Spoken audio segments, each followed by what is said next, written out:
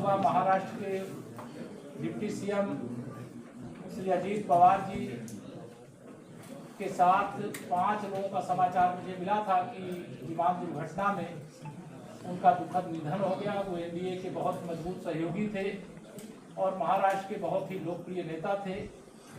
महाराष्ट्र ही नहीं बल्कि मैं कहूँ कि पूरे देश में उनके निधन से एक शोक की लहर है, तो कोई गलत नहीं होगा। मैं उनके निधन पर शोक भी व्यक्त करता हूँ, उन्हें विनम्र श्रद्धांजलि अर्पित करता हूँ और उनके परिवारजनों को, उनके समर्थकों को और महाराष्ट्र वासियों को यह दुख सहने की भगवान शक्ति प्रदान करे, ऐसी प्रार्थना करते हुए आज की जो प्रेस है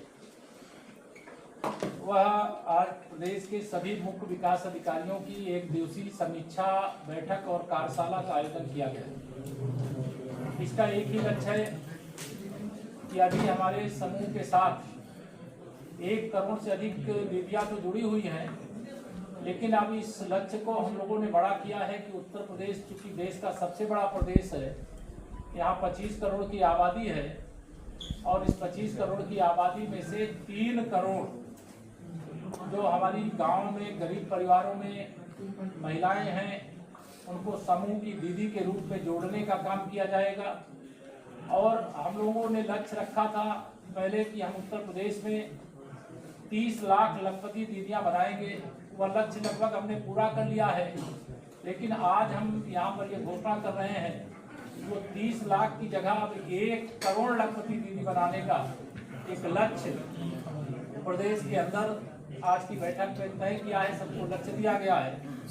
हमारे समूह में जो दीदियां जुड़ी हुई हैं बड़ी सक्षम हैं, बहुत प्रतिभाशाली हैं, उनको अवसर मिले तो कुछ भी बड़ा से बड़ा कार्य करके दिखाने की उनकी सक्षमता है। इसलिए हम लोगों ने यह भी तय किया है कि प्रत्येक जिले में आज सभी सीडीओज को कहा है कि 100 करोड़पति दीदियां, लखपति के आगे करोड़पति दीदियां बनाने का भी एक लक्ष्य लें। हमारे पास ऐसे उत्पाद हैं, ऐसे हमारे पास ब्रांड हैं, ऐसे हमारे पास रास्ते हैं जिसके आधार पर यह लक्ष्य भी पूरा किया जा सकता है। अभी हमारे यहाँ समूह की दीदियों के द्वारा प्रेरणा कैंटीन का संचालन किया जाता है, लेकिन आने वाले समय में यह प्रेरणा कैंटीन की आकार भी बढ़ाया जाएगा और वहाँ पे और भी प्रकार के कैंटीन के अलावा भी जो विकास भवन हो या जिला मुख्यालय हो, वहाँ किसी प्रकार के उत्पाद बिकने की सुविधा है तो उसको बेचने के लिए भी उनको प्लेटफॉर्म उपलब्ध कराया जाएगा। हमारे प्रदेश में 826 ब्लॉक है, 826 ब्लॉक में बहुत सारे शहरी और नगरीय क्षेत्रों में आ गए और उसमें बड़ा स्पेस खाली है। तो हम लोगों ने यह भी तय किया है कि हमारे जो ब्लॉक परिसर में स्पेस खाली है वहाँ पे स्टॉल ढंग के बनवा करके उनको दीदियों को उपलब्ध कराने, जिससे वहाँ व्यापार करके कारोबार करके उनकी आमदनी में बढ़ोतरी किया जा सके। यह भी आज की इस बैठक में लक्ष्य लिया गया। 1 जनपद 1 उत्पाद, ये उत्तर प्रदेश की एक महत्वपूर्ण उपलब्धि है और देश ने इसको अपने मॉडल के रूप में लिया है। और अभी 1 जनपद 1 व्यंजन की भी लॉन्चिंग 24 जनवरी यूपी दिवस के अवसर पर माननीय गृह मंत्री जी के आगमन पर किया गया था।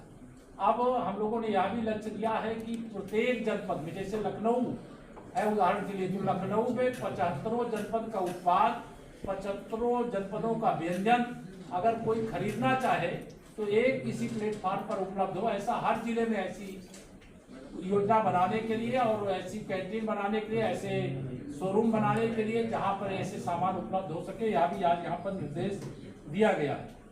विकसित भारत और विकसित उत्तर प्रदेश, विकसित परिवार एक जब लक्ष्य होता है, हमारे सामने माननीय प्रधानमंत्री नरेंद्र मोदी जी ने 2047 जब आज़ादी के 100 साल पूरे होंगे तो विकसित भारत का लक्ष्य रखा है।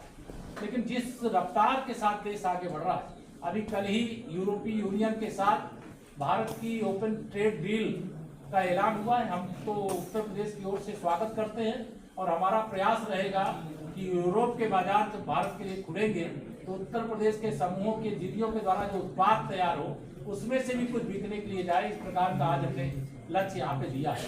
खाद्य प्रसंस्करण विभाग, ये अनेक योजनाओं में कोई खाद्य प्रसंस्करण यूनिट स्थापित करता है तो उनको ऋण दिलाने का काम, सब्सिडी देने का काम सोलर सब्सिडी देने का काम किया जाता है।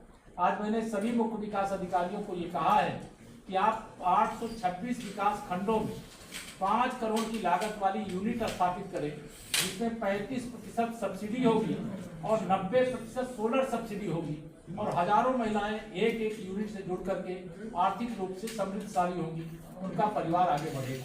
हमारे यहाँ बरनी दुग्ध प्रोड्यूसर कंपनी के रूप में समूह के द्वारा ही संचालित है।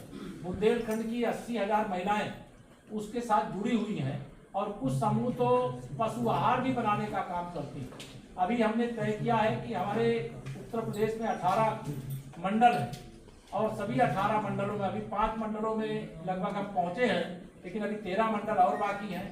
ऐसे दुग्ध प्रोड्यूसर कंपनी बना करके दूध उत्पादन के क्षेत्र में भी उत्तर प्रदेश अभी भी नंबर 1 पर है, और आगे बढ़े, उसके लिए उसको सशक्त बनाने की दिशा में निर्देश दिया गया।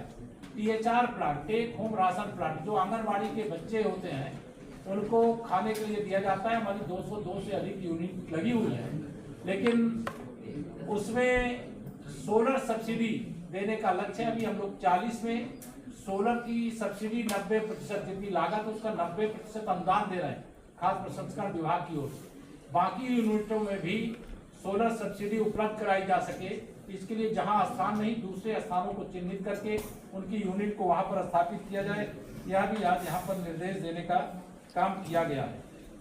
हमारे बहुत बड़ी संख्या में जो समूह है उसमें CLF तक अभी तक हम लोग ऑनलाइन जो पैसा देना होता तो उसको भेज पाते। अभी हमने ये तय किया है कि CLF के आगे जो समूह तक पैसा हमें भेजने का काम करना है उसे ऑनलाइन ही भेजेंगे।